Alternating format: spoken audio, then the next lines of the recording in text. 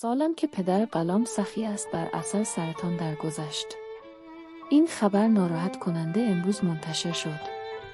پدر غلام سخی چند ماه بیمار بود و حتی به شفاخانه‌های عالی پاکستان منتقل شد. با این حال هیچ درمان و دارو نتوانست او را نجات دهد. وی سرانجام در 14 دسامبر 2023 از این دنیا رفت و در شهر کابل به خاک سپرده شد. دوستان سخی به او و پدرش در روند بیماری کمک کردند. آنها او را به بیمارستان‌های پاکستان بردند و برای او دارو و غذا تهیه کردند. مطمئناً دوستان سخی کمک بزرگی به پدرش بودند. در هنگام تشییع جنازه سالم، دوستان سخی اطمینان حاصل کردند که در کنار دوست خود میمانند و تمام حمایت‌هایی را که او نیاز دارد به او ارائه می‌دهند. سخی از مرگ پدرش بسیار ناراحت شد و حتی گریه کرد.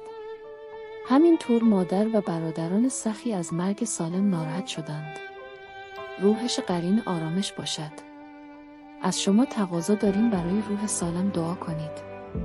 ما نیز با خانواده سخی همدردی می‌کنیم و امیدواریم آنها بتوانند به سرعت از این درد عبور کنند.